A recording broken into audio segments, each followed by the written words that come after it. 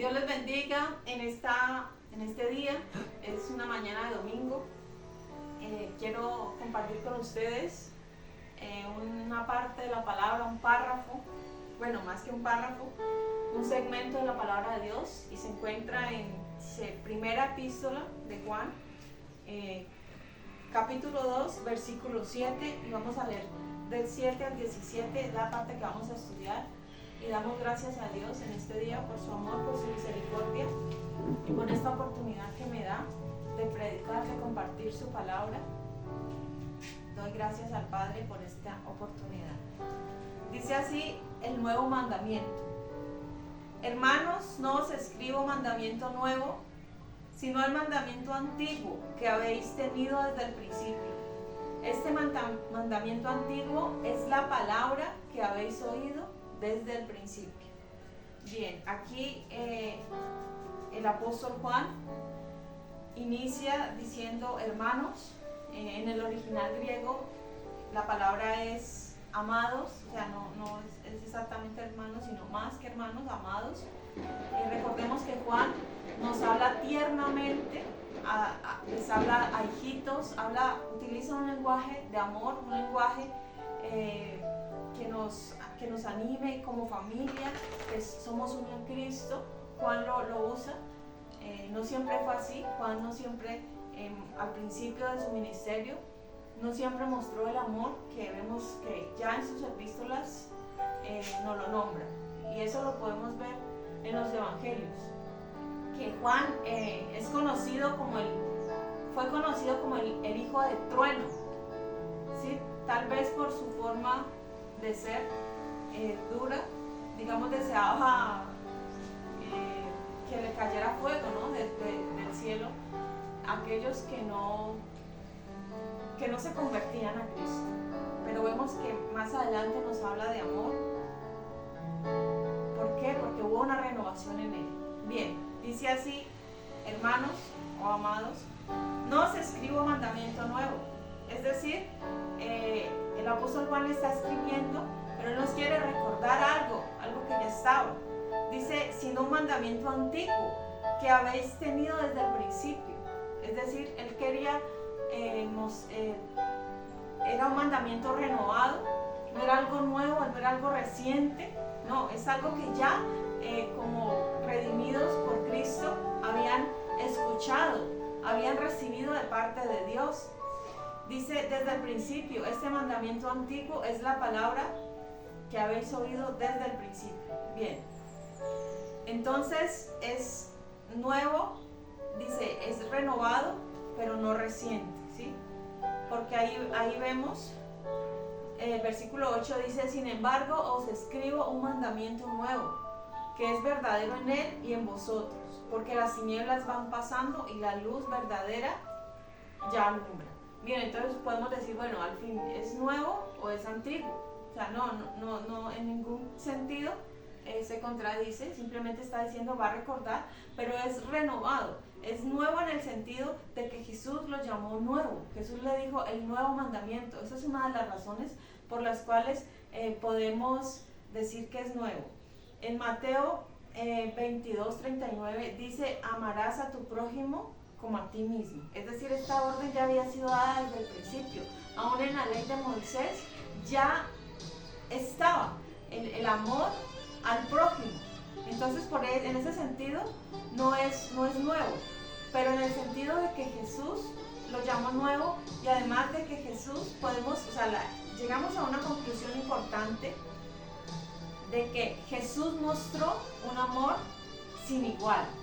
El amor que Jesús vino a mostrar nunca antes había sido conocido.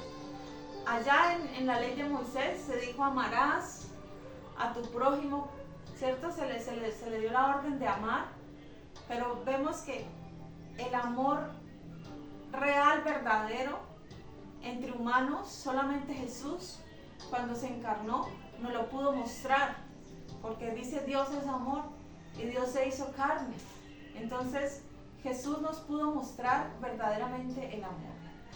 Es decir, Él vino a mostrar con su propia vida, con su propio ejemplo, que era amar, cómo se debería amar. Y eso lo podemos ver En Juan 13, 34 al 35, dice, exactamente, dice, mandamiento nuevo os doy, que os améis unos a otros, así como yo os he amado, os améis también vosotros. Es decir, que Jesús mismo con su ejemplo vino a mostrar cuál era el amor, y ese es el nuevo mandamiento, ya el amar, pero ya con su ejemplo, ya con su propia vida, cuál era el amor, cómo es el amor. Es decir, que podemos ver esto como que en el Antiguo Testamento estaba la teoría de amar, pero en el Nuevo con Jesús ya vemos la práctica, cómo amar, y Jesús nos mostró ese amor con su ejemplo. Entonces eso lo podemos entender, es decir, esa parte del Evangelio, teoría y práctica. Entonces ya entendemos en qué sentido es nuevo y en qué sentido es antiguo. Bien, la palabra es hermosa, se complementa, nunca se contradice, no tiene ningún error. Entonces es hermoso cuando estudiamos la palabra y comprendemos más y más acerca de ella. Bien, dice en el versículo 8 parte B, dice, porque las tinieblas, dice, un mandamiento nuevo que es verdadero en él y en vosotros. En él, es decir, que ese mandamiento tiene que ser real, fue real en Jesús y también tiene que ser real en nosotros. Dice, porque las tinieblas van pasando y la luz verdadera ya alumbra. Sin duda alguna se refiere a Jesús. Jesús la luz, Jesús vino a darnos luz, Jesús vino a mostrarnos con su propia vida cómo se debería amar.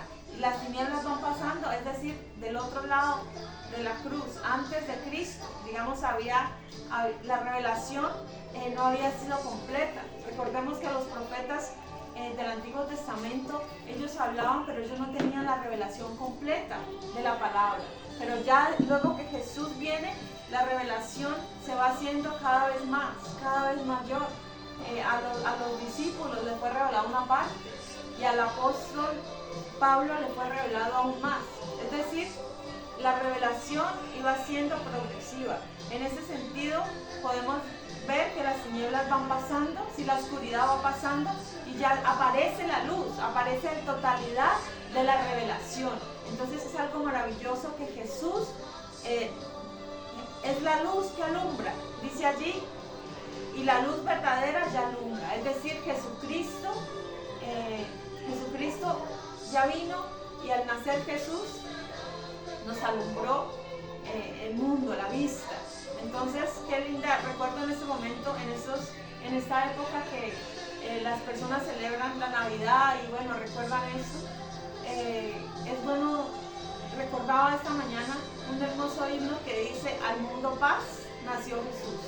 Entonces, qué bueno recordar a Jesucristo, recordar el nacimiento de Cristo como que nos trajo luz, que nos trajo paz. Tristemente el mundo hoy celebra la Navidad de una manera no bíblica, porque lo hacen con tradiciones, con cosas que no le agradan a Dios, pero si verdaderamente quisieran celebrar la Navidad, se darían cuenta de que realmente hubo noche de paz. Al nacer Jesús trajo luz al mundo, trajo luz a la humanidad. Dice, las tinieblas van pasando y la luz verdadera ya alumbra. Entonces, qué esperanza tan hermosa saber de que Jesús vino a traer luz a este mundo perdido, a este mundo de tinieblas, a este mundo que no tenía esperanza. Pero las glorias sean dadas al Padre y al Señor Jesucristo, que iluminó al mundo. Versículo 9. Dice, el que dice que está en luz y aborrece a su hermano, está todavía en tinieblas. Recordemos que en esta epístola de Juan se nos está hablando acerca de la luz, acerca de que Dios es luz, acerca de andar en la luz y no andar en tinieblas, y ya nos muestra otra parte importante, que es amar al hermano, ¿sí? No, aunque bien el mandamiento también es amar generalmente, ¿cierto? No solamente al hermano, sino al prójimo, pero mire, hay una conexión especial que entre cristianos, entre hermanos, como miembros de un solo cuerpo, debemos amarnos, ¿sí? Y mira, a veces, y la comunión, hemos visto acerca de la comunión, entre hermanos debe haber esa comunión. Entre hermanos tal vez usted dice, bueno, pero yo no puedo tener comunión con los vecinos, con ciertos familiares porque no son cristianos. Es cierto. ¿Por qué? Porque no hay ninguna comunión entre la luz y las tinieblas. Hay cosas que no compartimos. Eso no quiere decir que estemos en peleas, en guerras. No, simplemente no puede haber como esa comunión, pero sí debe haber el amor entre nosotros y entre hermanos sí debe existir esa comunión. Entre hermanos es prácticamente obligatorio que amemos. Y mire, en nosotros debe verse ese amor. ¿Por qué? Porque en el cielo no hay reconciliaciones. Acá en la tierra, como hijos de Dios, no debemos estar en pleitos, enojados el uno con el otro, porque la Biblia lo habla muy claro, debemos amarnos.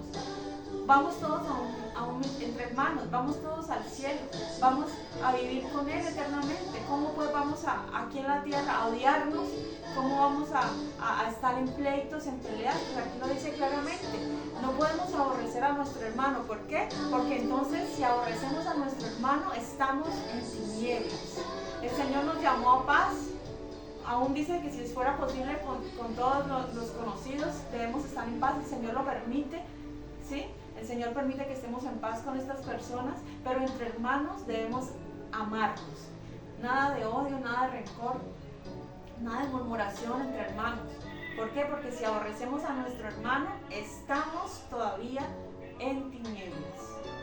Bien, dice el versículo 10, el que ama a su hermano permanece en la luz y en él no hay tropiezo. Entonces, ¿cómo se da cuenta usted que está en luz? Porque usted ama a su hermano. Sí, y no me refiero solamente a los de una congregación, porque eso pasa, simplemente nos amamos entre grupitos. No, como usted es de mi grupo, como usted es de mi congregación, de mi misión, entonces a ustedes los amo. Y los otros de otra parte, ellos no, ellos por allá. No, nosotros debemos amarnos unos a otros. El amor debe ser general, como miembros de un solo cuerpo, porque Cristo no viene por una denominación, sino que Cristo viene por su iglesia, la iglesia que Él compró, la iglesia que Él redimió. Es una sola iglesia, es la iglesia de Cristo. Entonces dice que en Él no hay tropiezo.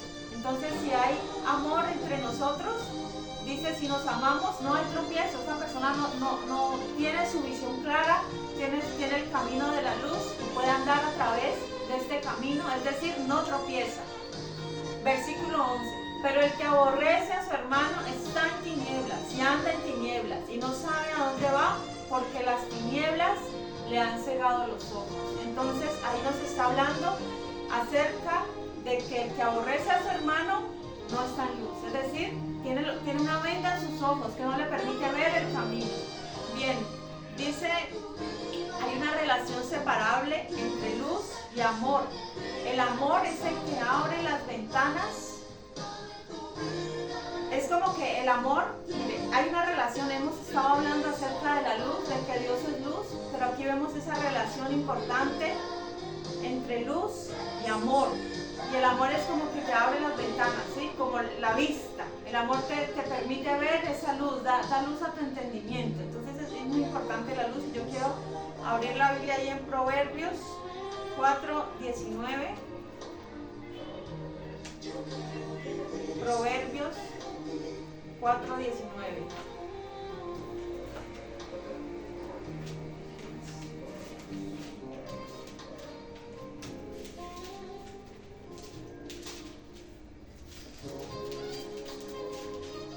Dice así: el camino de los impíos es como la oscuridad, no saben con qué o en qué tropiezan. Bien, entonces es importante, nosotros como hijos de luz, andar en luz. Eso debemos hacer, debemos andar en luz, no en oscuridad, no en tinieblas. Bien.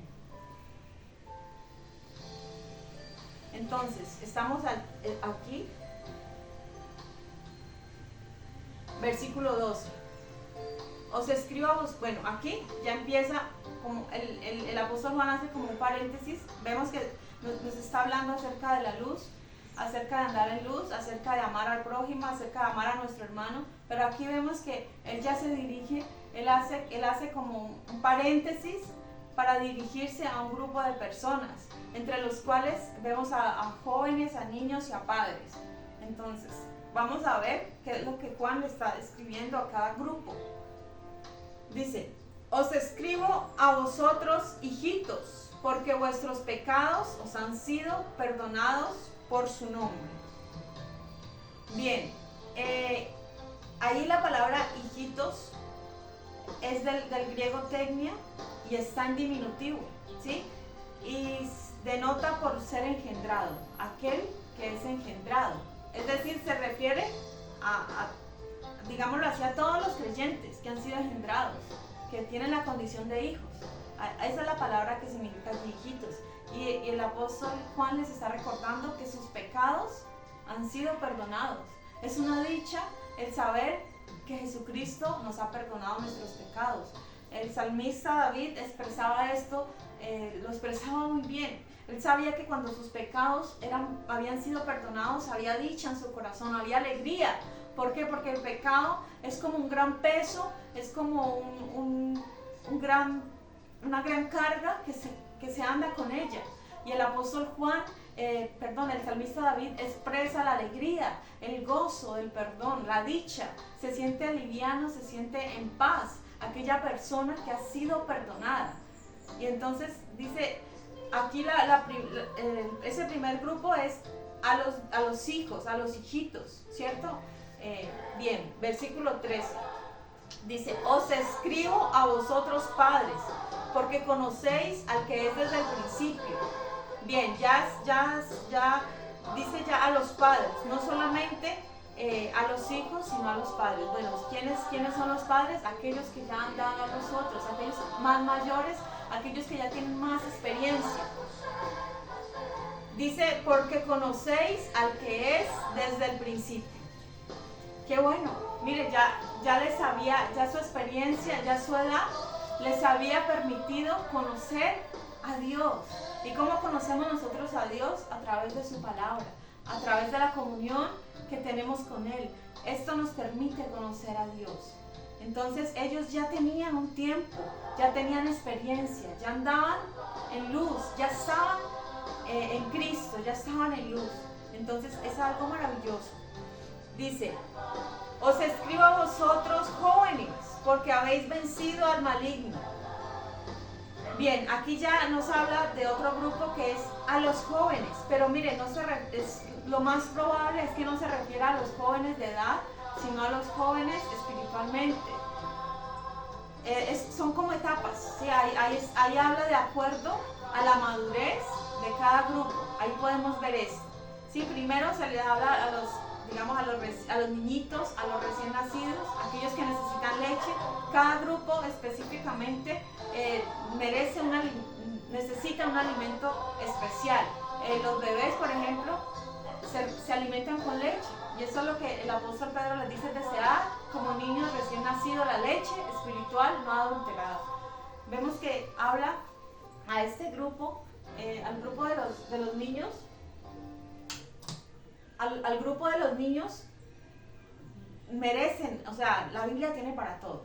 Es decir, la Biblia, si usted va a la palabra, Jesucristo habló a través de parábolas, Jesucristo habló, es decir, tiene como imágenes, tiene dibujitos, por así decirlo, para enseñarle lo más básico del Evangelio a los niños, a este grupo especial de bebés, de niños, ¿sí? Tiene también para los jóvenes. Bueno, ¿quiénes son los jóvenes? Bueno, aquellos que ya pueden comer un alimento más fuerte, ¿cierto? Más un vianda, como lo llama el apóstol Pablo, vianda, alimento ya más sólido, no solo la leche, sino alimento sólido, es para los jóvenes, ¿sí? Y para los adultos, los que ya conocen más, allá en los Salmos dice que junto a aguas de reposo me harás descansar, pero también dice que pastoreará, que en delicados pastos hará descansar, ¿cierto? Que junto a aguas de reposo me pastoreará y todo esto. Bueno, el salmista cuando habló allí ya estaba viejo, no era un niño. Sí, el salmista David al Salmo 23 ya era una persona adulta, ya era una persona mayor, ¿sí? Entonces él necesitaba descansar. Aunque él necesitaba nuevos pastos, necesitaba también descansar, beber agua.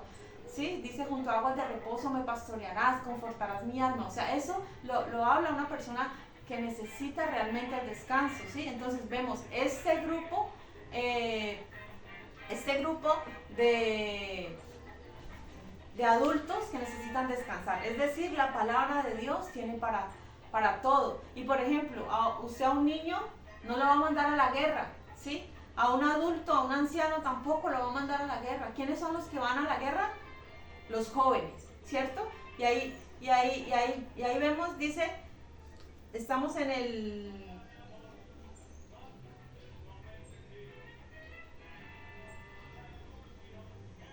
Bueno, estamos en el 13, dice, os escribo a vosotros padres porque conocéis al que es desde el principio, os escribo a vosotros jóvenes porque habéis vencido al maligno.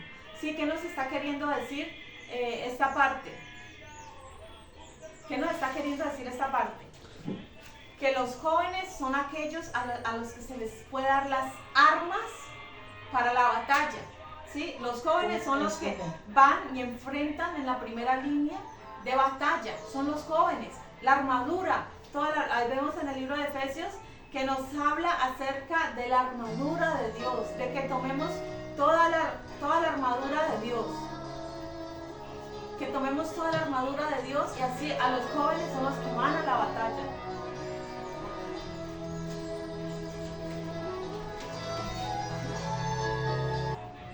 Bien, entonces los jóvenes son los que están al frente, ¿sí?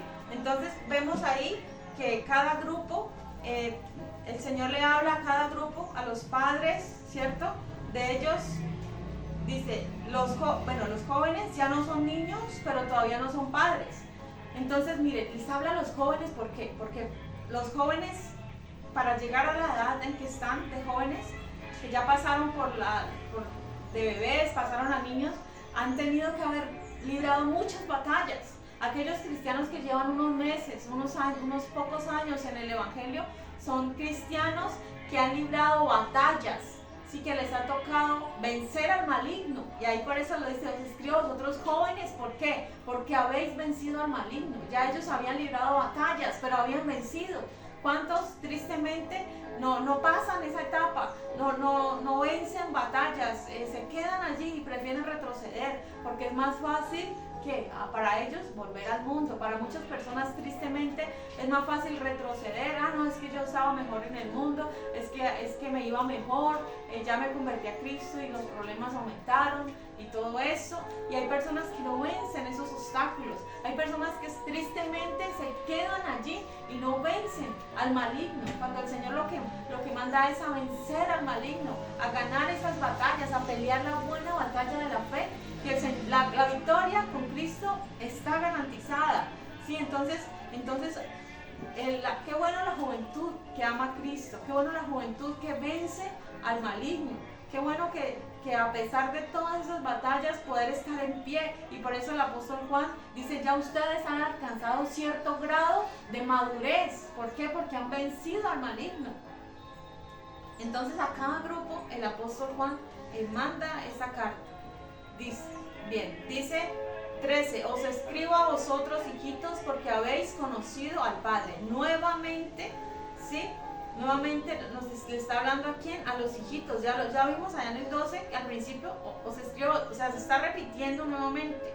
Sí, mire, en la Biblia todo tiene su razón, todo tiene su lógica. No es que el apóstol Juan sea repetitivo, no, aquí le está escribiendo nuevamente a quién, a los hijitos, pero ya usa otra palabra, ya no usa la misma palabra tecnia que había usado al principio, sino que aquí ya usa otra palabra del griego que es paidia, ¿sí? Que significa la minoría de edad.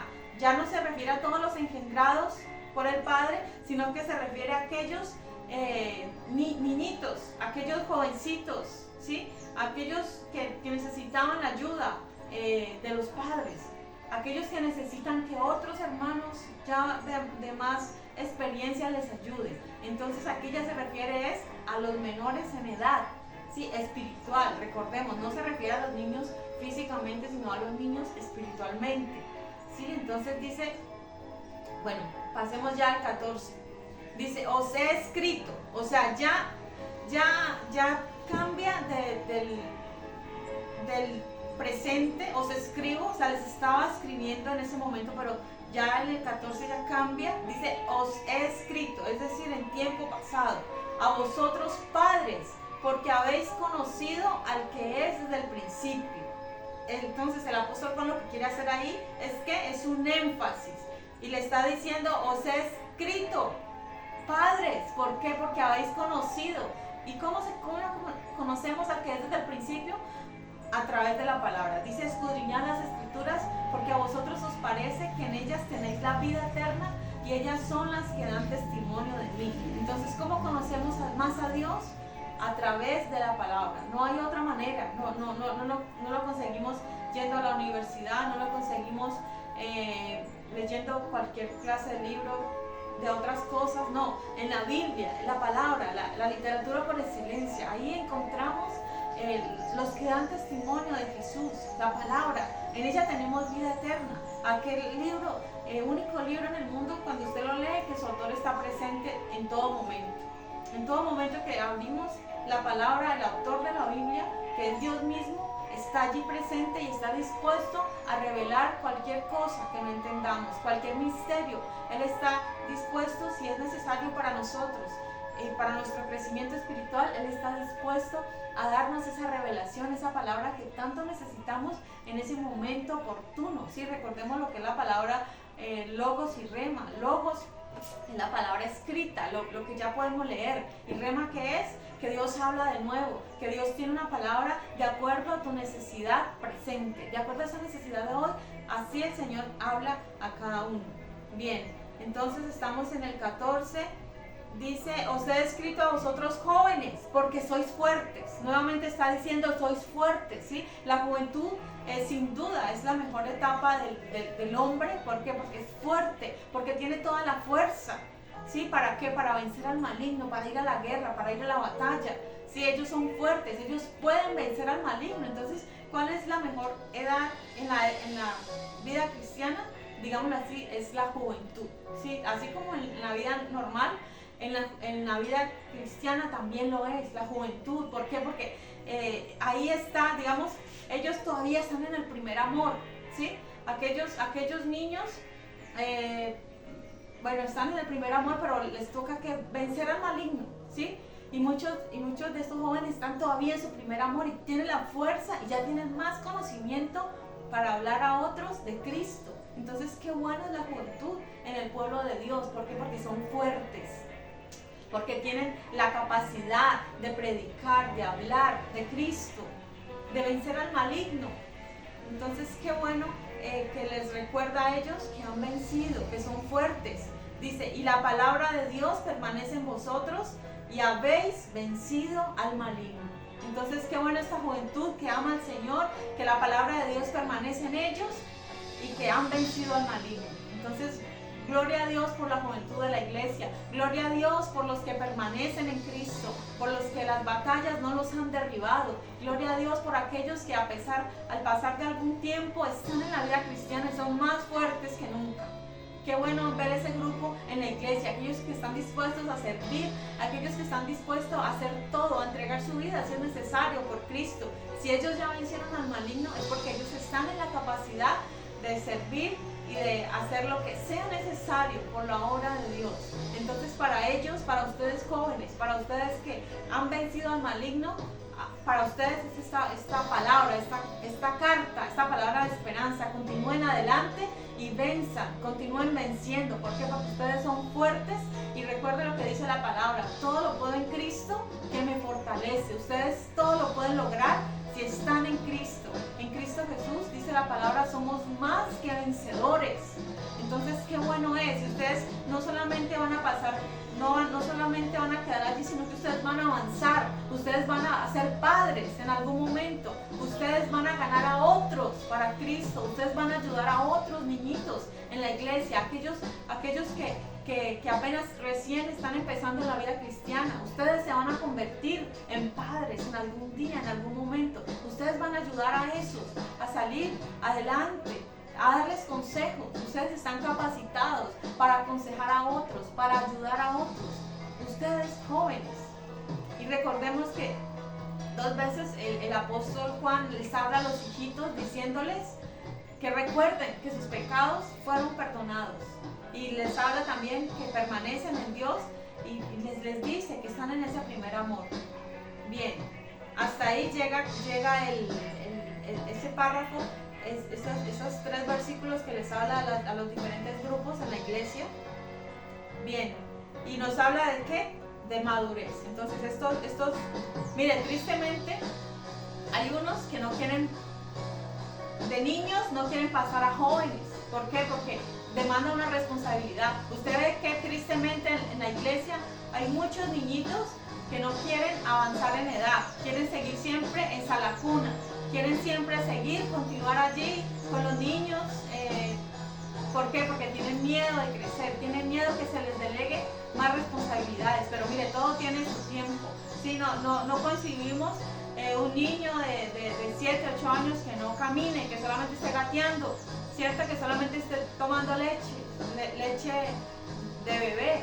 No. A los 8 años ya hay muchas cosas que un niño ha aprendido a hacer, ya va a hacer muchas cosas solo, va a la tienda, de pronto arregla su cuarto, ¿cierto? A los 8 años, es un ejemplo, ¿no? Entonces, en la vida cristiana también, no se pueden quedar como niños, hay que crecer, no tengan miedo. Hay muchos que les da miedo, el temor, muchos cristianos tienen miedo de salir a evangelizar. ¿Por qué? Porque todavía están muy niñitos, pero hay unos que ya llevan sus meses, sus años y aún todavía les da miedo, les da temor de pasar a la siguiente etapa. No tengan miedo, no tengan temor, porque ya hay un momento en el cual tienen que salir, tienen que dejar el sueño, la pereza, dejar el miedo, dejar la cobardía y avanzar en lo próximo que el Señor tiene. Bien, ahora sí, continuamos estos últimos 3 versículos que ya como que retoma, ¿sí? Esta era como una especie de paréntesis que el apóstol Juan le escribe a ciertos grupos, pero aquí retoma nuevamente acerca de lo que es andar en luz, ¿sí? Recordemos el contexto en el que estamos, es andar en luz, y recordemos también que todo ese contexto el apóstol Juan escribe a una iglesia el cual está sufriendo por lados de lo que es el gnosticismo, ¿sí? La doctrina de los gnósticos, estas falsas doctrinas, enseñanzas que querían introducirse en la iglesia. Bien, versículo 15 dice: no améis al mundo ni las cosas que están en el mundo. Si alguno ama al mundo, el amor del Padre no está en él. Y allí no se refiere, la palabra mundo, la palabra cosmos, es una sola, ¿cierto? En el griego, pero tiene muchos significados, ¿sí? Por ejemplo, cosmos, se refiere a todo lo creado, a la tierra, a todo lo que podemos ver, ¿sí? A la naturaleza, a los animales, a todo eso, ¿sí? A eso se refiere la palabra mundo. Pero aquí en este contexto no se refiere a ese mundo, ¿sí? Porque hay otro sentido que es de toda la humanidad, pero entonces el Señor Jesús dijo allá en Juan 3:16, porque de tal manera amó Dios al mundo, que dio a su Hijo unigénito. Y ahí no se refiere, ahí se refiere a la humanidad perdida, ¿sí? A la humanidad sin Cristo, a la humanidad sin Dios. A eso se refería. Y no quiere decir que nosotros no amemos a ese mundo. ¿Por qué? Porque nosotros antes debemos amar y tener compasión por los perdidos. No se refiere a ese mundo. Pero aquí ya se refiere al sistema mundial, a su sistema, al sistema que se revela contra Dios, ¿sí? ¿Por qué? Porque la Biblia dice que Satanás es el Dios de este mundo y él tiene el dominio, tiene el gobierno de lo que es el mundo, ¿sí? Y por eso aquí nos está hablando de ese mundo, de ese sistema, que ya es bastante antiguo, que allá en Génesis, lo vemos en Génesis 11, en la Torre de Babel, ¿sí? Cuando se quería, tenía un líder, ¿cierto? Tenía un líder que era Nimrod. Vemos que la gente se unieron. ¿Ellos qué querían? Ellos no querían ser dispersados. Ellos se rebelaron contra Dios y eso fue lo que ellos hicieron, ¿sí? Se unieron, todos querían hacer una torre que llegara al cielo. ¿Para qué? Para no ser dispersados. Pero ahí vemos que el mundo fue vencido rápidamente. Dios simplemente miró, dijo, bueno, ellos van a llegar lejos. Si ellos se propusieron algo, ellos van a llegar lejos, ¿cierto? pero ahí vemos que a Dios no le costó mucho trabajo realmente dispersarlo y vencer, digamos, ese sistema. ¿Sí? ¿Cómo lo hizo? Bueno, cambiando sus lenguas, ¿sí? Que cada grupo, digamos, hablara lenguas diferentes y que ya no se pudieran comunicar entre sí. O sea, esa es la razón que existe para que en el mundo no haya un solo idioma, ¿cierto? Pues yo pienso, hoy en día sería bueno uno pues en el mundo manejar un solo idioma. ¿Para qué? Pues para predicar el evangelio y no tener esa barrera, no tener que aprender, porque a muchos se nos dificulta un poco aprender otro idioma. Hay personas que sí fácilmente saben 4 o 5 idiomas y pueden hacerlo, pero ahora imagínate que esas personas que saben muchos idiomas no lo hacen por motivos de trabajo, otras cosas, pero no lo hacen con el propósito de ganar almas para Cristo, la gran mayoría. Pero qué bueno es que nosotros dispongamos nuestra sabiduría, nuestro conocimiento para la obra de Dios, para el servicio de Dios, para ganar a otros para Cristo. Bien, pero entonces esta fue la causa de que el Señor le tocó que cambiar el lenguaje de la humanidad, los idiomas. ¿Por qué? Porque se estaban rebelando, se habían rebelado contra Dios. Entonces ese es el sistema mundial de que habla la Biblia, ese sistema ya bastante antiguo, ¿sí? Entonces dice, no améis al mundo ni las cosas que están en el mundo. Bien, ¿cuáles son las cosas que están en el mundo? Bueno, no se refiere a las cosas que hay en ella, los árboles, nosotros mismos, ¿cierto? Estamos en el mundo. ¿A qué se refieren las cosas que están en el mundo? Bueno, vemos que en el mundo hay riquezas. ¿El mundo qué quiere? Fama. ¿Qué quiere el sistema? Riquezas, fama, poder. Nombremos esas 3 cosas como que están en el mundo.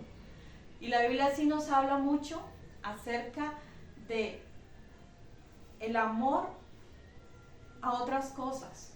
Dice, hijitos guardados de los ídolos. Es decir, dice que la raíz de todos los males es el amor al dinero, ¿cierto? Es uno de los males. O sea, podemos ver que el dinero es una de las cosas que están en el mundo. Y el dinero en sí mismo no es malo. En sí mismo no es malo. ¿Qué es lo malo? El amor al dinero. El poder es malo. En sí mismo no es malo. ¿Qué es lo malo? Cuando se quiere poder por encima de Dios, cuando se quiere, ¿para qué quieres el poder? ¿Para qué quieres fama? Por ejemplo, lo que el mundo busca, la fama.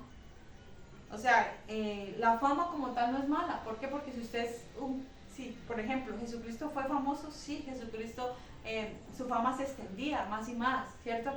Pero para bien, para ganar almas, para atraer seguidores, para salvar a más personas, para alcanzar a más almas perdidas. En ese sentido, es muy bueno la fama, ¿sí? O el poder, cuando se hace para bien, cuando los justos gobiernan, el pueblo se alegra. O sea, el poder es bueno en ese sentido, de hacerlo bueno. Las cosas en sí mismas no son malas. Lo malo es que el amor a eso, o sea, la idolatría, el amar más las cosas que a Dios, porque Dios no compite. O sea, esas cosas empiezan a competir. Dice que no podéis servir a Dios y a las riquezas, ¿cierto? No podéis servir a Dios y a Mamón. Es decir, que nadie puede servir a 2 señores. Entonces, lo malo en sí que es el amor. Dice, no améis. O sea, no se debe amar el dinero, no se debe amar nada de lo que está en el mundo. Y vemos que ahí más adelantico nos dice, si alguno ama al mundo, el amor del Padre no está en él. Entonces es una palabra bastante dura para aquellas personas que prefieren amar otras cosas antes que a Dios. Sí, amar lo que está en el mundo. Si usted ama las cosas, o sea, no se deben amar. El dinero debe ser un medio, ¿sí? Más no un fin. Muchas personas no comprenden eso. No, es que, y no con eso estamos diciendo que el dinero es malo, que no se debe tener dinero, no. Nosotros necesitamos el dinero para muchas cosas. Para realizar la obra de Dios necesitamos dinero. ¿Sí? La obra de Dios se estanca, no se para, porque la obra de Dios nadie la puede detener. Pero sí se estanca la obra de Dios por falta de dinero, por falta de recursos. O sea, el dinero en sí mismo no es malo.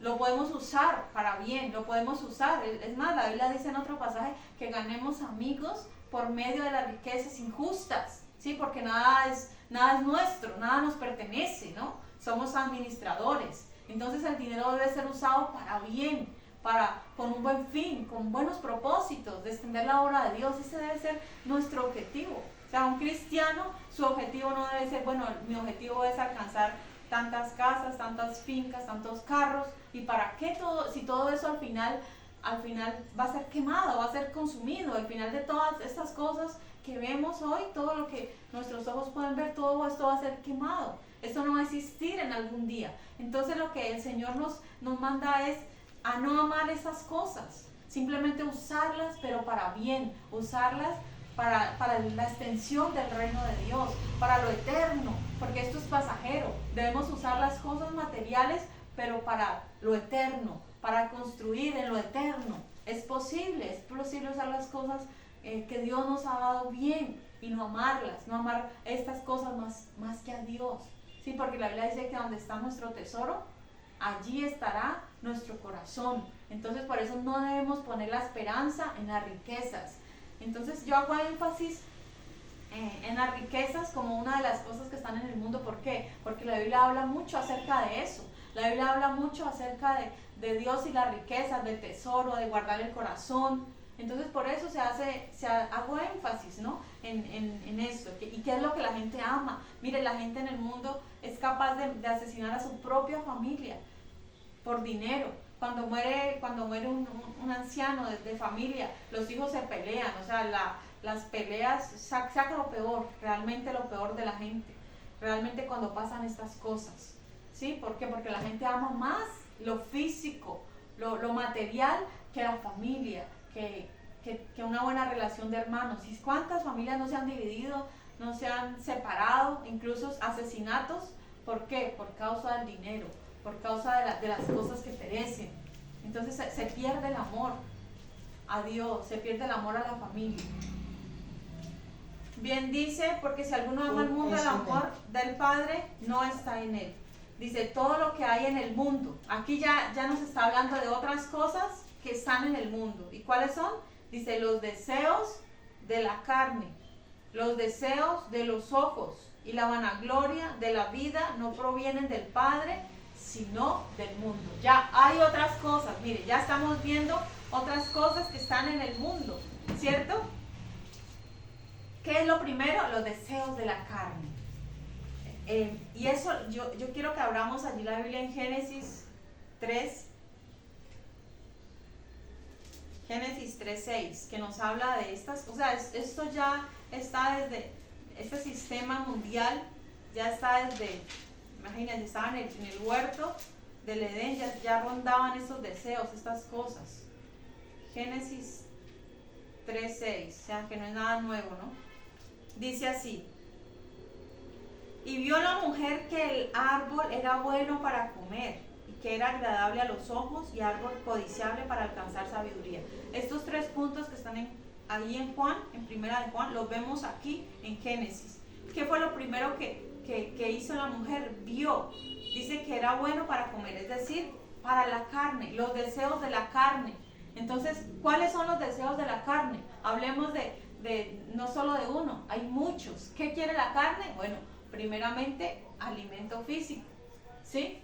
Pero ya no nos está diciendo de que desear una buena torta, un buen pollo, que eso sea malo, ¿cierto? Que eso sea parte del mundo, porque entonces moriríamos de hambre, ¿cierto? No se está refiriendo a eso, pero sí, si usted se pasa, si usted vive, hay personas que viven para sus placeres y solamente para complacer su estómago, viven solamente para eso, para su carne, para deleitarse, para todo lo que quieran. Este fin de semana pizza, al otro día hamburguesa y así, y se vuelve una glotonería. Sí, ahí está. Mire, la glotonería es un pecado. Cuando usted no come lo necesario, lo que necesita para vivir, también, por supuesto, usted debe darse su placer al comer, usted debe disfrutar lo que se come, pero aquí ya es un placer desmesurado, es algo que ya se sale de control. Hay personas que nunca hacen un ayuno, o sea, no son capaces de someter su carne haciendo un ayuno para agradar a Dios, sino que solamente complacen. No, es demasiado duro. incluso mediodía. Hay personas que sufren por ayunar tan solamente mediodía. O sea, no sujetan la carne ni un poquito. Entonces ahí nos está hablando, es uno de los deseos de la carne. ¿Qué más quiere la carne? Bueno, a la carne le gusta la fornicación, le gusta la pornografía, le gusta el adulterio, le gustan las orgías, los bailes, el trago, los vicios. Esos son los deseos de la carne. Eso es lo que quiere la carne. La carne desea eso. Si hay una fiesta por allá, la carne, yo quiero estar allá. Si hay por allá, si son hombres, pero hay mujeres bonitas, yo quiero estar allá. Y lo contrario, ¿sí? O sea, esos son los deseos de la carne. Todo eso forma parte de lo que el mundo ofrece, ¿sí? Deseos para la carne, para saciar la carne, ¿sí? Para saciar esto físico. Y recordemos que una de las enseñanzas de los gnósticos era que lo que usted hiciera con el cuerpo no era malo, que el cuerpo finalmente moría y no heredaría el reino de Dios, pero que lo importante era el alma. Y ahí Juan está diciendo, por supuesto que no. Si alguno ama al mundo, si alguno se deleita en las cosas del mundo y en agradar su carne, no ama al Padre. El amor del Padre no está en él. Entonces recordemos todo ese contexto en el que Juan está hablando. ¿Para qué? Para proteger a su iglesia de las falsas enseñanzas de los gnósticos. ¿Sí? Habían dos grupos, los gnósticos, que gnosis es conocimiento tal, pero había otro grupo que era agnóstico, que es decir, no tenían ese conocimiento, pero igual eran dos corrientes que estaban en contra de las enseñanzas que Jesús vino a dejarnos. Entonces nos está hablando de quién, los deseos de la carne, los deseos de los ojos, ¿cierto? Mire, los ojos, dice la Biblia, los ojos nunca se sacian de ver. Nunca se sacian de ver. Nosotros siempre queremos ver. Si cogemos el celular y empezamos a ver Facebook, queremos ver, si fuera posible, toda la mañana. O sea, si no nos ponemos límites, y así la televisión, las cosas. ¿Sí? En esos días yo escuchaba a alguien un comentario sobre esto. Que los turistas nunca se sacian de ver lugares. Bueno, puede ser, está bien, pero pues el turismo en sí no es malo, ¿no? O sea, todo cuando se pasa de los límites, por supuesto. Si usted vive solamente para viajar y para darse esos placeres, por supuesto que es malo. Es idolatría. Al Señor no le agrada la idolatría. Nadie que ocupe el lugar de Dios. Todo esto son ídolos. Incluso Juan nos dice, hijitos, guardados de los ídolos. ¿Por qué? Porque sabía que son cosas que a los seres humanos nos gusta y tendemos a la idolatría. Tendemos siempre a amar algo más que a Dios. Entonces ahí es donde debemos de que el Señor nos guarde, nosotros mismos, ¿cierto? Bueno, y estamos hablando de los deseos de los ojos. ¿Qué más quieren ver los ojos? Bueno, no solamente se refiere a lo que hemos hablado, ¿cierto? Que somos insaciables. La pornografía, por supuesto, esos son deseos de los ojos y además deseos de la carne. Mire, dice la Biblia que si tu ojo es malo, todo tu cuerpo es malo. ¿Por qué? Porque el ojo es la lámpara del cuerpo, ¿sí? Si usted está viendo pornografía, si usted está viendo películas de violencia, donde se incita a la violencia, donde se incita al adulterio, usted está permitiendo que su cuerpo, que su mente, que su corazón se contamine. Usted está dejándose contaminar por las cosas del mundo. Eso es lo que es el mundo, los deseos de la carne, los deseos de los ojos. Entonces, la Biblia dice que si tu ojo te fuere ocasión de caer, que lo quite, ¿cierto? Y no se refiere a algo físico, ¿no? No se refiere a que usted se haga daño. ¿Por qué? Porque su cuerpo es un templo donde Dios habita y usted no puede hacerse nada malo. O sea, usted no puede llegar y arrancarse algo físicamente, hacerse daño, enfermarse, no. ¿Por qué? Porque somos un templo y debemos de cuidar nuestro cuerpo. Pero eso se refiere espiritualmente. Recuerdo que había un joven de una iglesia que me dijo, mira, es que yo tengo problemas con la pornografía y todo. Y yo le dije, pues muy fácil, pues si eso es malo para usted, pues quite esas aplicaciones. Utilice el celular nomás para lo necesario. Entonces otro hermano me dijo, no, pero no, el problema está en el corazón. Bueno, sí, está bien, el problema está en el corazón, pero entonces, si usted tiene la tentación al lado, no es más fácil usted abandonar eso, que el Señor le libre, pero si está a la mano, si tiene el internet, las páginas a mano, pues usted debe de empezar por lo menos mirar a ver, tomar plan de acción para ver qué hace, cómo usted es librado de eso. Pero no podemos dejar, no, es que primero el Señor tiene que limpiar mi corazón. Claro que el Señor sí, el Señor nos puede ayudar, pero la decisión es suya. Usted es el que debe, con su voluntad, usted es el que debe de mirar qué hace. Sí, ahí es donde se refiere la Biblia. Si tu ojo te es ocasión de caer, pues quítalo, ahí se refiere. Si usted ve que el celular, que el internet le está dañando, pues simplemente quite todas esas aplicaciones, no pague internet, únicamente pague minutos. O sea, si ese es el caso, que es grave y que no lo puede dejar, haga algo, ¿sí? Haga algo, pero no se quede allí esperando a ver que el Señor venga y que el Señor me ayude. No, el Señor ya nos limpió, ya nos perdonó, ya depende de nosotros, si estamos o no en pecado. Ahí la Biblia lo dice, que no pequemos, que es posible andar en luz. ¿Por qué? Porque si estamos en todas estas cosas, entonces estamos en tinieblas todavía. Dice, entonces, ¿qué deseó la mujer? Dice que la mujer vio el fruto prohibido que era agradable a los ojos. O sea, ella lo vio, ella lo deseó, lo codició, ¿cierto? Ella codició con sus ojos. Entonces, mucho cuidado con lo que miramos, mucho cuidado con eso. Dice, los deseos de la carne, de los ojos y la vanagloria de la vida. Allí en Génesis 3 también dice codiciable, ¿cierto? Ella vio que el fruto era codiciable. Bien, entonces, ¿qué es la vanagloria de la vida? Todo lo que es codiciable, todo lo que es pasajero, todo lo que queremos, todo lo que anhelamos. Nuevamente, lo de las riquezas.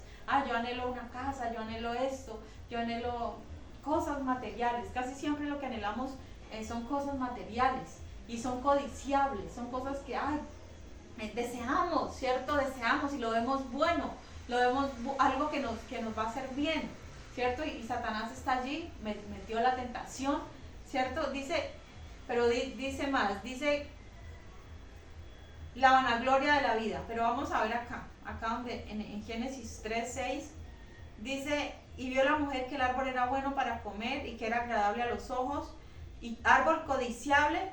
¿Para qué? Para alcanzar la sabiduría. Eso es lo que queremos. ¿Qué quería Eva? Quería alcanzar la sabiduría. Porque ¿qué le dijo a la serpiente? Seréis como Dios. Eso es lo que el ser humano quiere. Y lo que Satanás, antes de que fuera Satanás, era lo que él deseaba. Él deseaba ser semejante al Altísimo. Él quería ser como Dios. Él deseó ser así. O sea, él vio la majestad. Él estaba rodeado de la gloria de Dios, ¿cierto? Él vio todo el poder y la majestad de Dios. Entonces él quiso ser semejante a él. Entonces eso mismo fue lo que le puso en el corazón a Eva, que ella al que lo vio codiciable, ¿cierto? Para alcanzar sabiduría, le dijo, ustedes serán como dioses, serán así como dioses sabiéndolo todo. Entonces eso es lo que la humanidad quiere alcanzar sabiduría. ¿A costa de qué? De lo que sea. O sea, no importa que Dios nos dio un mandamiento, no importa que Dios nos dijo no hagas esto, no importa. El ser humano con tal de complacerse a sí mismo, de agradarse a sí mismo, porque esa es la raíz del pecado, ¿no? No importa lo demás, no importa los mandamientos que Dios me dejó, porque Dios ya le había dicho qué debían hacer, Dios ya le había dado mandamientos, ¿cierto? Dios le había dicho, no coman de esto. Pueden comer de todo menos de este árbol. Entonces, al ser humano finalmente no le importó lo que Dios le había mandado. Lo que importó era saciar su propia vida, alcanzar, lograr. Eso es lo que queremos. Por nuestro propio medio queremos lograr cosas. Queremos alcanzar cosas que para Dios no tienen ningún valor, que para Dios son pecado, que para Dios son abominación. Entonces ahí nos está hablando, eso es la vanagloria de la vida, alcanzar sabiduría, alcanzar poder, alcanzar fama, alcanzar riquezas, todo eso es vanagloria. ¿Qué es vanagloria? Algo que pasa, algo que es pasajero, algo que es temporal. Esa es la vanagloria de la vida, lo temporal. Sí, lo que el ser humano quiere engrandecerse, la arrogancia del ser humano. El ser humano es arrogante por naturaleza. ¿Sí? ¿Por qué? Porque Eva deseó tener la sabiduría por sus propios medios. Bien, dice así, y la vanagloria de la vida no proviene del Padre, sino del mundo. Entonces, todo esto que estamos viendo no es de Dios, no proviene de Dios, proviene de ¿quién? Del mundo. ¿Y qué dice allí? Y el mundo pasa y sus deseos, pero el que hace la voluntad de Dios permanece para siempre. Bien, entonces todas estas cosas, la vanagloria, el deseo de fama, el deseo de poder, el deseo de sabiduría, no la sabiduría que Dios da, porque nosotros necesitamos conocimiento, sabiduría. Dice que el principio de la sabiduría es el temor a Jehová. Deseamos, sí, la palabra, pero no la sabiduría humana, no la sabiduría por mis propios medios, ser sabios de nuestra propia opinión, ¿cierto? A eso se refiere. Dice, no provienen de Dios, sino del mundo, y el mundo pasa y sus deseos, ¿cierto? Mire, para Dios no fue difícil hacer que estas personas se dispersaran. No fue difícil, Él simplemente confundió la lengua de cada uno de ellos y tuvieron que desistir de hacer lo que estaban haciendo. O sea, para Dios el sistema lo venció con facilidad. Para Dios no es un problema vencer el sistema.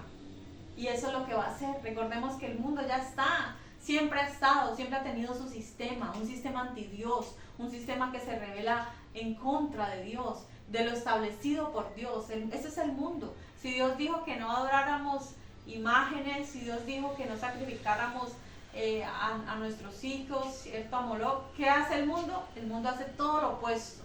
El mundo sacrifica a sus hijos, los hace pasar por el fuego.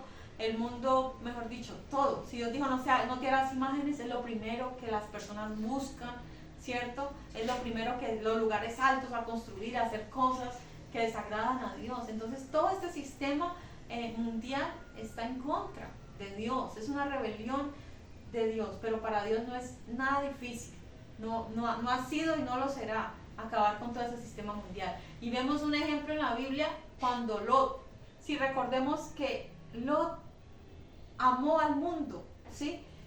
Lot cuando estaba con Abraham y Abraham le dice, ¿dónde? No, escoge tú. ¿Qué escogió Lot? Escogió lo llano, escogió lo que se veía como mejor. Bueno, es el típico, la típica persona que escoge lo del mundo. Así fue Lot. Lot escogió para él lo mundano, la llanura, ¿cierto? Para donde él se sentía bien, donde él se sentía tal vez con los placeres y las cosas que el mundo ofrece.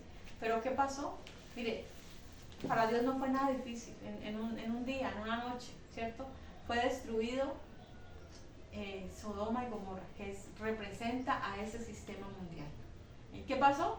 ¿Qué quedó de eso? Hoy en día han querido reconstruir, ¿sí? Pero mire, cuando Dios destruye, cuando algo es destruido por el juicio de Dios, no hay poder humano que pueda reconstruir, que pueda reconstruir nuevamente.